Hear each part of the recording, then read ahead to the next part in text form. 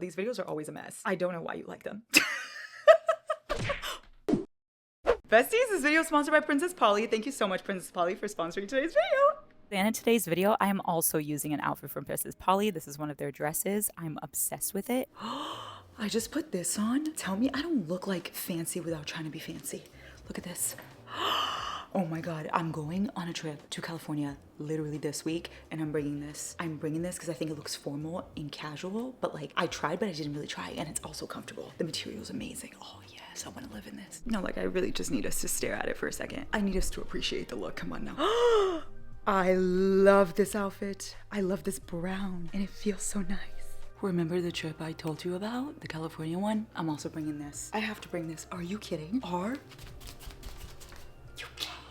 Here's my thing. I love being comfortable in my clothes. Like that's very important to me, is looking cute, but also being comfortable, because I feel like when you're confident and comfortable, everything just looks better. And that's how I feel in these clothes. Comfortable and confident. I never really used to be a fan of brown, but I'm kind of really loving it lately. Like I feel like it's such a vibe. What do we think?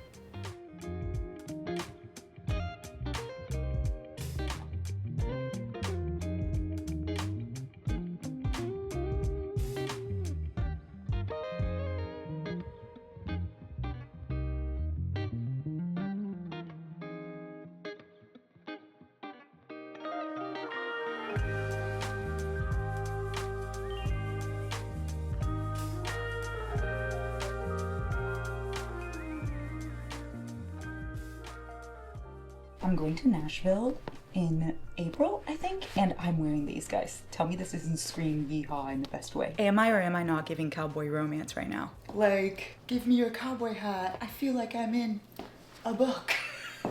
Is this what main characters feel like?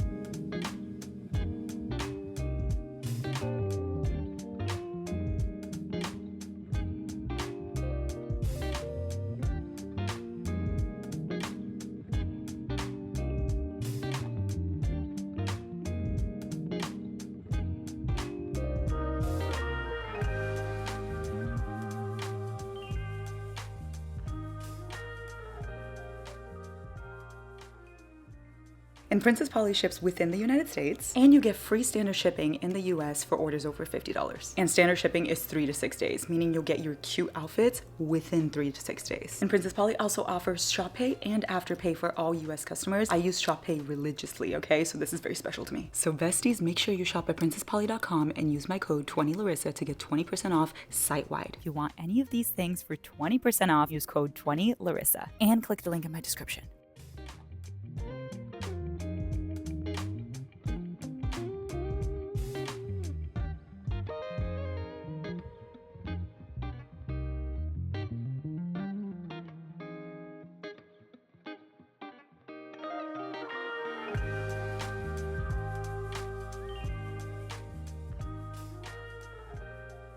Thank you so much, Princess Polly, for sponsoring this video.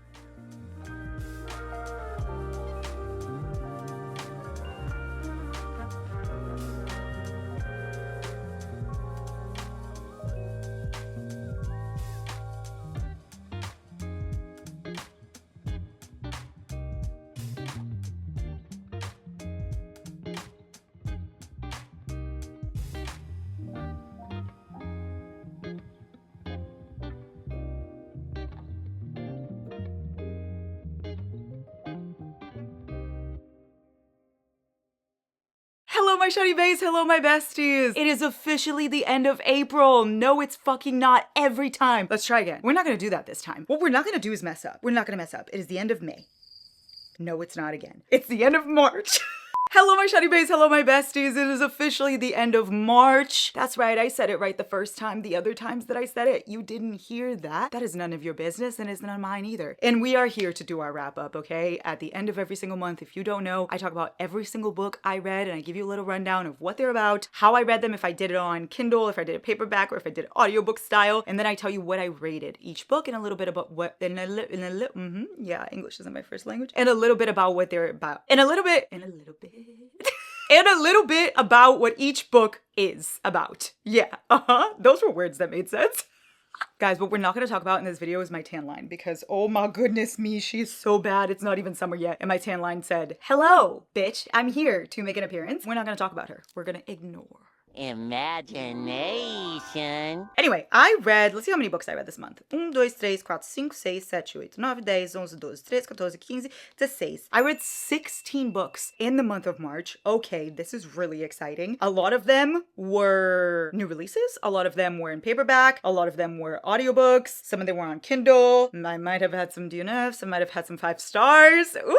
Okay, this month is actually really fun. I actually have a lot of fun reads to talk about. Before I start talking about the reads that I read, just know that there is a video coming up where I'm in the middle of it, which is why I'm not including these reads here, where I read Sarah's picks for me, which is The Nightingale, Between Friends and Lovers, Beartown, and The Playbook. I'm reading those for a vlog that is coming up, but I'm not done. So I'm not including those in this wrap up. I'll include it in next month's. But just to let you know that I am in the middle of those, you know, full disclosure and everything. We don't lie over here to each other, except when we do, I love to lie. We're gonna start with the physical copies of the books that I have here, because then we can get to talking about the books that I don't have here. You know, that just is what makes the most sense to me, argue with a wall. First up, we're gonna talk about a book that I read on vacation, okay? I went to Hawaii with Giant. If you don't know, Giant, my husband. We went to Hawaii for our anniversary, and it only made sense to me for me to reread The Unhoneymooners. Did I read The Unhoneymooners literally forever ago? Yes. Do I have a million books on my TBR that I could be reading instead? 100%. And yet here I am, rereading The Unhoneymooners. But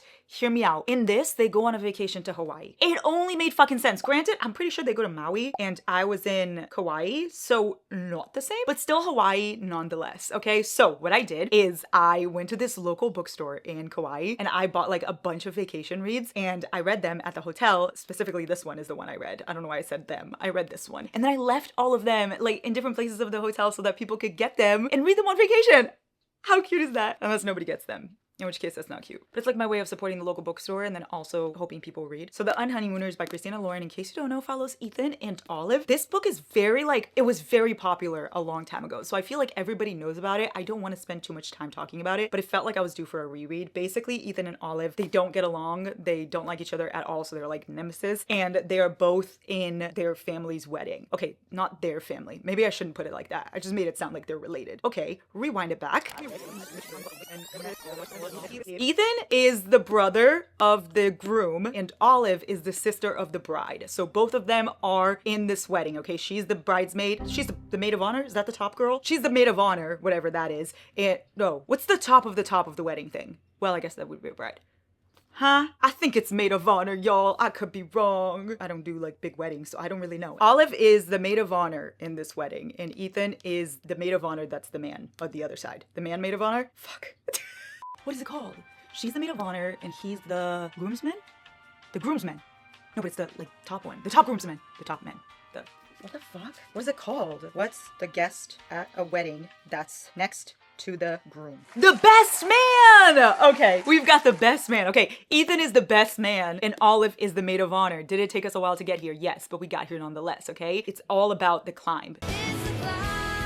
Anyway, they're nemesis. They do not get along. Ever since they met, they do not get along. And they go to this wedding, okay? They are the only ones who do not eat the buffet at said wedding because they don't like, she doesn't like seafood and he doesn't like buffets. So they do not eat the buffet, right? And then everybody gets poisoned by the buffet. I don't exactly know what it was. It was like a food poisoning, but like really severe where they were sick for like 3 weeks straight. So basically her sister could not go on her honeymoon. And instead of like rescheduling her honeymoon, she couldn't because her honeymoon was like won in a raffle or some shit. So she sends her sister to her honeymoon instead, and he sends his brother. So they go on this honeymoon together, obviously not actually being married and not liking each other, which is why it's called The Unhoneymooners. I thought this was so fun. Again, like the first time I read it, I loved it. I loved it, loved it, loved it. Do I still feel the same way? No, I don't fucking love it as much as I did because my taste has changed, but I still like it just as like much. It was a fun read. There's nothing crazy about it. A lot of parts of it, you're like, oh, what the fuck's happening? A lot of it is like, take it or leave it, but it's one of those reads that you just have fun, which is what I needed literally when I was laying by the pool in Hawaii. That's all I wanted, was just have a read that I don't have to pay too much attention to and I can just have a good time. And this was exactly it. It delivered on what I wanted. Not every read is gonna change your life, but some of them are just gonna be fun. So this one I read the paperback and I ended up rating it 3 stars. Then I did a thing that I kind of a little bit regret, but also don't. Let me explain myself. I needed obviously, to read Sunrise on the Reaping. Obviously, I needed to read it. I listened to it and read the paperback at the same time because it's my favorite thing to do. And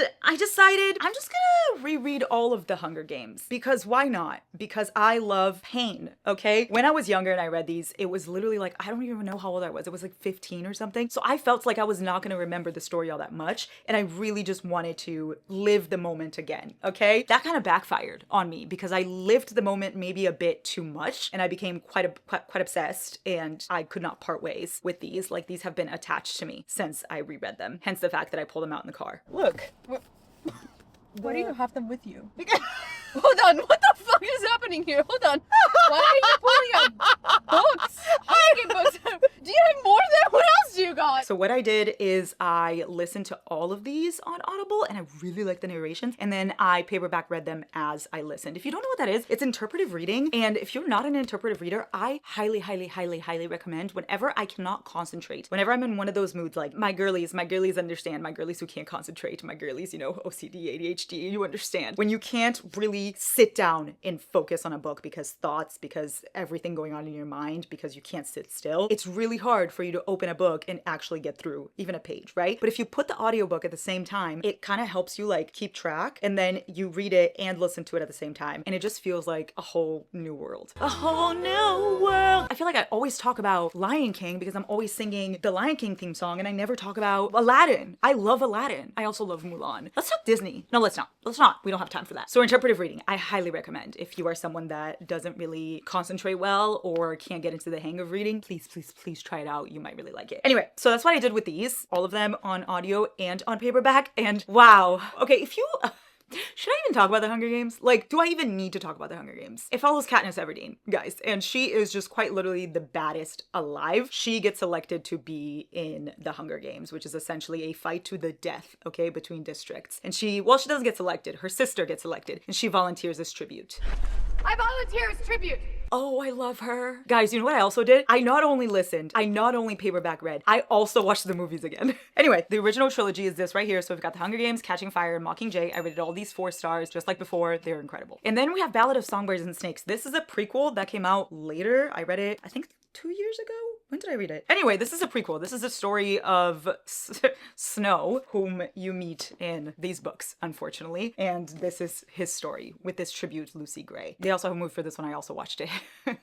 And then we hit the pinnacle. I don't know what that means. I just said it. Anyway, I read Sunrise on the Reaping, okay? This is Haymitch's story. If you read The Hunger Games, if you know anything about The Hunger Games, if you've watched it, you know Haymitch. This was his story, so it is also a prequel. However, I would highly recommend you read The Hunger Games and Ballad of Songbirds and Snakes before you read this. Like, the fact that I reread helped me so much. I remember the entire trilogy, I'm not gonna lie. Like, the entire thing, I was like, I remember every word of this. But the Ballad of Songbirds and Snakes, I feel like I didn't remember too much. And this connected the entire trilogy and the prequel all together. Like, it connected every single word. It almost felt like Suzanne Collins was planning this before she even wrote it. Like, it felt like she wrote it with the trilogy. That's how perfectly connected everything was. And I say that as someone who had just reread it. So it's not like I didn't remember details. I remembered every single fucking thing. And she still destroyed this in the best way. Like, this, I think, may have been her best work. Yeah. And I say that as a huge lover of Catching Fire. But this really did beat it for me. It was just so fucking good. Haymitch's story was so sad. It tied everything together. There was not a single moment of this book that I was not sobbing my heart out. Guys, I'm gonna read you something that's literally in the acknowledgements, and it made me sob, okay? It's not a spoiler, don't worry. The snow may fall, but the sun also rises. Now, some people may not have looked too deep into that. I looked so fucking deep into that. I let that change my life. Like, a lot of people say Suzanne Collins only writes when she has something to say. And it felt like with this book, she had so much to say and she gave like her heart and soul to it. Oh, I just love it so much. 4.5 stars. I literally just love it. It's not a 5-star because I don't rate any more 5 stars that are not like books I literally would fucking like take with me to my grave. But it's so fucking good. Literally my favorite out of the trilogy and the prequel. Argue with a wall. That's the second time I told you to go argue with a wall. I'm so sorry. Don't argue with a wall. Argue with me. Do you not think Sunrise on the Reaping is the best one? Tell me why. Because I'm ready to fucking discuss.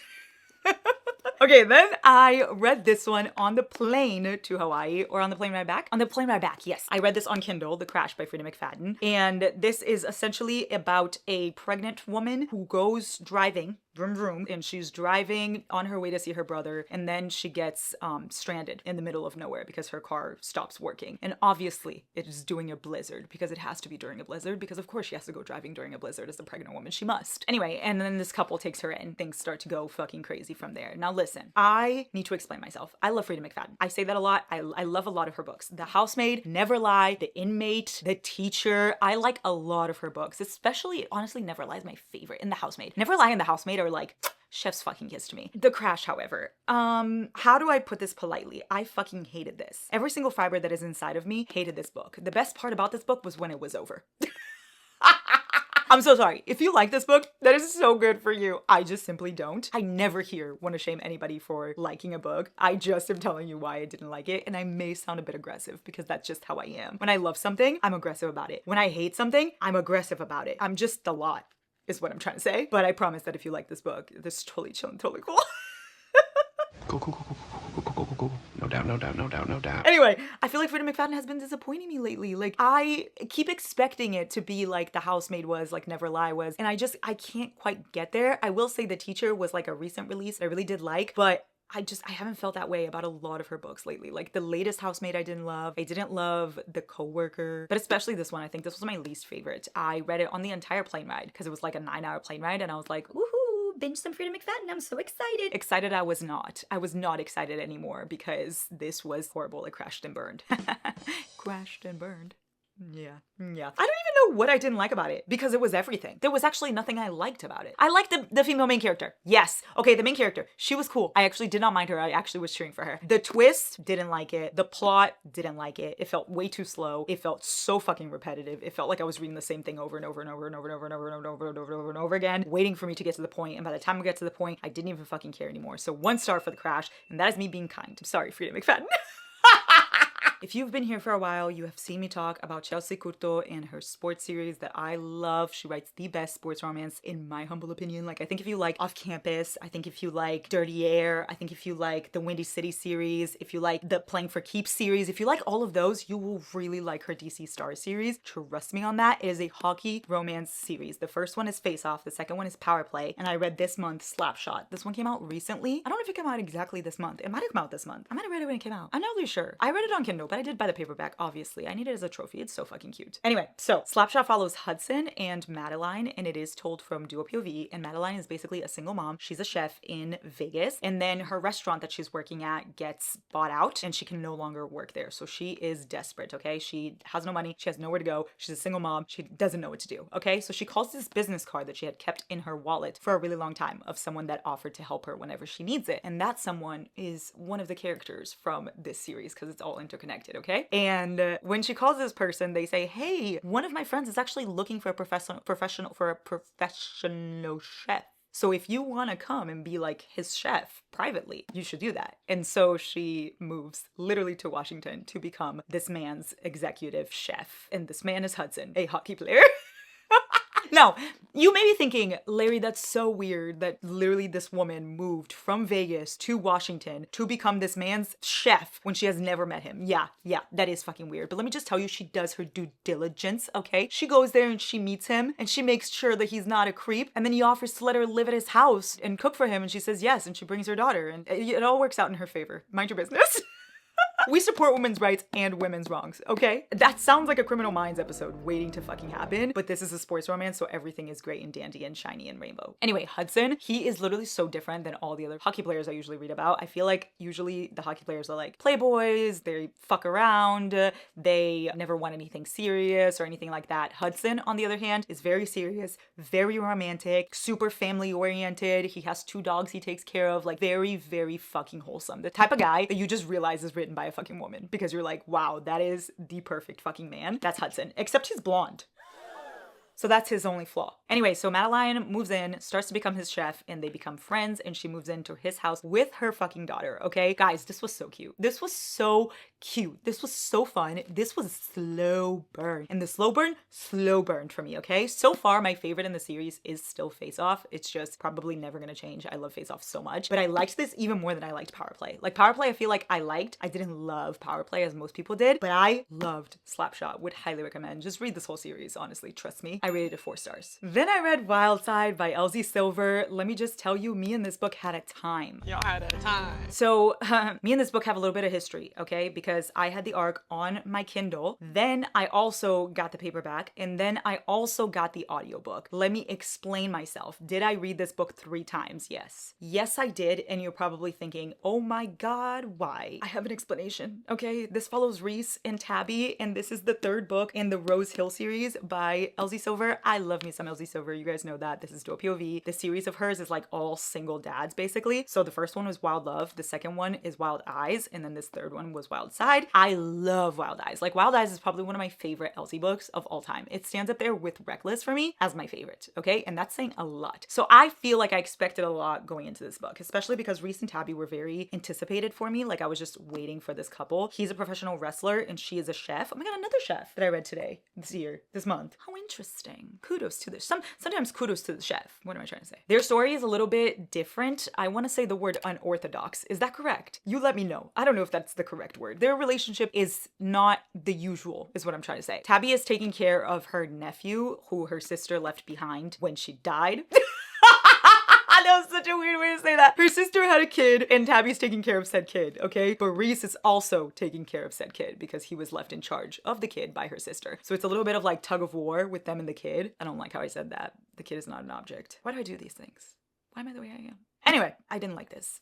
Guys, listen, I didn't hate this by any means. Remember when I was talking about The Unhoneymooners and I was like, some books are going to change your life and some are just going to be fun? Like, this one was just fun, but I was expecting it to just be fun, right? I expected this to be incredible because I love Wild Eyes, because I love so many of Elsie's books, that I just was like, this is gonna hit for me. And it hit for everyone. Everyone and their mothers and their dogs and their cats have been saying, this is her best book. What happened with me? What happened? Now, this is where we get to the part of why I read this 3 times, okay? I read it on Kindle and it didn't hit. It didn't hit. I actually was 60% into it and I was like, I am not feeling this at all. Let me pause. Let me pause. It's not the time to read it. Let me pause. So I paused, right? Carried on my wayward son. Then I got the paperback and I thought, now is the time. Now is the time that I'm gonna fucking read this. I read the paperback, okay? Got 80% into it. And then thought, it's still not the time. I don't know what's going on here, but I'm still not vibing, okay? And at this point, I had read the story basically twice, almost, okay? Before finishing. And then I decided, I'm gonna listen to the audiobook. This is gonna be genius. I'm gonna listen to it, and then it's gonna really hit for me. And that's when I finished it, and it still didn't hit for me. Like I said, I didn't hate it. It was a 3-star for me, but it's just really disappointing to have a 3-star. It felt like Hopeless from the Chestnut Spring series, which is my least favorite. Like, I just feel like I was expecting too much, and it didn't give me that. Like, Reese and Tabby didn't feel like the characters they were in Wild Love and Wild Eyes. I was expecting them to be so fucking different. Now, that may be on me because I expected something. Like, you shouldn't expect things because obviously the author's gonna write what they're gonna write. They're gonna write the story that comes to them. It's just that's not the story I wanted, so then I'm bitter about it.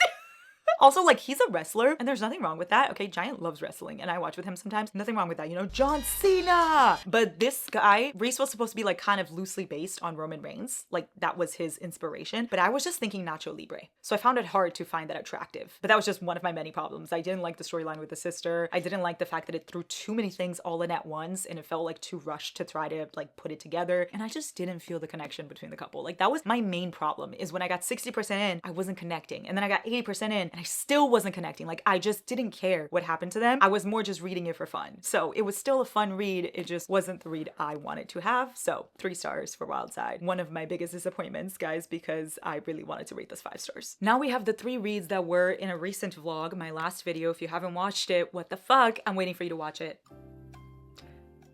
Did you go watch it? Because come on now. I vlogged my experience with 3 of my most anticipated dark romance reads of the year. We've got Psychotic Obsession by Lee Rivers, Kiss the Villain by Rena Kent, and then Scythe and Sparrow by Brynn Weaver. And I read every single one of them and gave you a non-spoiler vlog of all of it. So if you want to know exact details of how I felt about each book, you can go watch that. I'm just going to tell you what they're about and what I rated it. Psychotic Obsession is part of the Edge of Darkness trilogy by Lee Rivers. I would recommend you reading Edge of Darkness and then reading this. Like, read it, Edge of Darkness, read this, read Little Stranger, and read Little Liar, and you're going to get the full picture of Lee Rivers' world. This follows Tobias, who is the dad in Edge of Darkness, and Arya, who is the mom in Edge of Darkness. And this is the most heartbreaking fucking story ever. Yeah.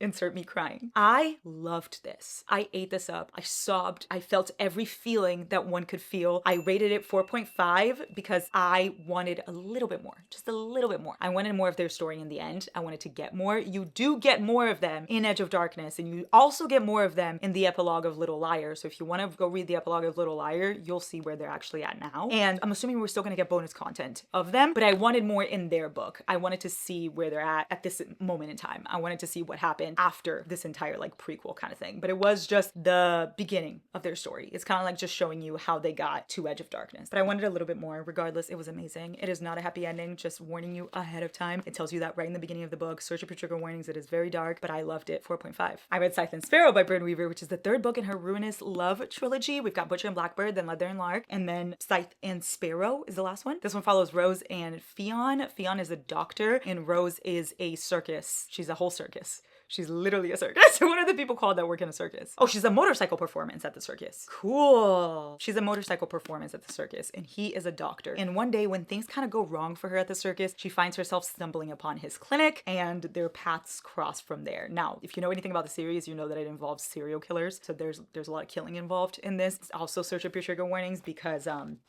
well, eyeballs, eyelids, she ruins cotton candy, possibly sausages and hot dogs, ill-advised use of stable guns, drug-addicted raccoons, clowns, sexy clowns, if that's even a thing, medical trauma, impaling. Oh, look at that. I've been impaled. Anyway, I love Butcher and Blackbird. That is my favorite from this trilogy, and I still stand by that. Leather and Lark was probably my least favorite. This one will probably be after Butcher and Blackbird. I still had a good time. Wasn't life-changing or anything, but it was fun. 3 stars. And then we've got Kiss the Villain by Rena Kent. This was probably the #1 anticipated dark romance read for me because I love Rena Kent. You know I've talked about her before. Love a lot of her books. I love God of Malice. I love God of Fury. I love God of Wrath. I love the Monster Trilogy. I love the Deception Trilogy. So many of them I love, right? How do I tell you I DNF'd this without you yelling at me? Oh my god, I feel like I need to explain myself. You can go watch the vlog for like the full rundown. I'm so sorry. This follows Caden and Gareth, and you meet them in the Legacy of God series. You meet Gareth there at least, and Caden is his professor, and you get their story in this. It kind of felt like a continuation of Legacy of Gods, so I would still recommend you read it, try it out. It was not for me, okay? However, I say that it could still be for you, okay? Do not let my opinion be your opinion. You could still try it out, see what you think, because you could possibly love it. I DNF'd it. I could not go on. I got 50% through this book, and then I couldn't do it anymore. Gareth felt like he was going to be a different Rena Kent male character. Now, I know a lot of people say that Rena Kent recycles the same characters over and over again. That is true. However, once I'm in the mood for a fun, silly, goofy time, I don't mind it. I'm just like, okay, I'm in the mood to read Rena Kent. I know it's not going to be the same, but like, fun, you know? This, however, though, was like the same in a bad way. Like, it felt like all the Legacy of Gods books put together, but then not as good. It is an MM. A lot of people were like, oh, you were probably comparing it to God of Fury, which is why you didn't like it. I wasn't. Not even for a single second was I thinking about God of Fury when I was reading this. I was literally letting the book be its own, but it's just that the exact same things kept happening over and over again. Like, the exact same things. All of Legacy of Gods put into one, that I just couldn't enjoy the book anymore. And I hated Caden. I hated him. People told me, he reminds me of Killian. You're gonna love him. He did not remind me of Killian. Like, he didn't give what Killian gave. He reminded me of Killian in a lot of, like, his personality traits, but Killian was, like, psychotic, but in a fun, silly, goofy way, especially because he was so much younger. I feel like Caden should have already grown up a lot by the time that we got his story, and I feel like he shouldn't have been like Killian, and I just didn't feel the love that I feel for Killian on him. I'm so sorry. It had nothing to do with the trigger warnings of the book. It had nothing to do with, you know, a lot of things that people complain about dark romance books. It had nothing to do with that. I just don't feel like it was written well. I feel like dark romance has a way for you to write it and a way for you to make the story come to life, and this just was not it. It felt very forced. The characters felt very forced. It felt like it was just the same thing recycled again. It felt really boring to me. I didn't like Caden. I didn't care for Gareth being the exact same person as we've seen over and over again. Just everything about it was bad to me. I'm so sorry. I really wanted to love this. I, however, did not. I'm still gonna try her hockey romance series that's coming out, so I feel like that could be maybe different because it's gonna be a sports romance, so maybe that'll be a little different Rena Kent vibe. If it's still the same, I fear I may have to retire this author because I may have read already all my favorites. Now, I say this, a lot of people are like, oh, how do you read Rena Kent and expect things to be different? I don't. But when I first started reading Rena Kent, obviously it was all brand new to me. So I loved God of Malice, I loved God of Wrath, I loved God of Fury. I loved all of those because it was all so different, okay? However, now it's all starting to be the same, but that's because I read all of them already. So they start to become repetitive. Does that make sense? Like, if you are just starting out, you're gonna love it, but it's just because I'm already deeply in that it's becoming repetitive now. You know, if I had read like maybe this first and then Legacy of Gods, it would be a different story. Maybe I would have loved this, but that was just not the case. That's just not the cards we were dealt. So kiss the villain, DNF, go watch the vlog for further thoughts, honestly. If I would have kept going, it would have been 1 star. So I DNF'd it, no stars. No stars because DNF. So I still kind of stress my reading goal though, because that's only fair. I wasted 50% of my life, of course. 50% of my life? 50%. I wasted so much of my time. The dumbest boy in school. I'm the dumbest boy in school. Oh my god, there's also a nickname in this, guys. He nicknames something that should not be nicknamed. I don't know how to tell you that. He nicknames his hole a pussy. He nicknames it that. And the reasonings behind it is so fucking weird. I don't know. It made me feel really weird feelings towards Rena Cat. Anyway, DNF. I'm gonna leave the last 2 books I've got here for last because they're very special. So I'm gonna show you the 2 that I don't have with me right now. We've got Taming Seraphine. I read this one. I rated it 3 stars. I listened to it. This follows Seraphine and she is basically a trained Lolita assassin. And this guy rescues her and takes her in, not knowing that she is said Lolita assassin. This one was really fun. It felt like she was the one that was the morally gray one instead of it being him. Like he's also definitely morally gray. They're like involved in the mafia and shit. But she was more morally gray than he was. So this one was really fun and a good time. It was just for silly, goofy mood. Nothing crazy, but I did enjoy it. So if you're looking for like a dark mafia romance, this could be the one. This girl literally kills men. Like she chops their dicks off. Again, I support women's rights. So Taming Seraphine, the audiobook was really fun, 3 stars. And then I tried reading this one, Wolf. I'm gonna go ahead and say Wolf is not a DNF. Wolf is the NRN, not right now. I wasn't in the mood for this the moment that I picked it up because I was not in the mood for like an insta-love, insta-lust kind of thing. And this follows a guy in a motorcycle club and this like very innocent girl who jumps into the life and their lusty story. And of course it's immediately spicy, okay? But I wasn't in the mood for that. However, I am a huge fan of Sam Crow. I am a huge Sons of Anarchy fan. I am a huge Jax Teller fan especially. So I do want to read this at some point. I just wasn't in the mood for those books that like 5 chapters in they're already having sex. Eventually I will read this because I know a lot of you told me that I'm gonna love it. I know I am, but that's why I paused it because I don't want to waste like the book. I don't want to read the book when I'm not in the mood and then have it not be for me because I wasn't in the mood. So I'm gonna let the mood come to me, and when I'm in the mood, I will read this again. I will give it another shot.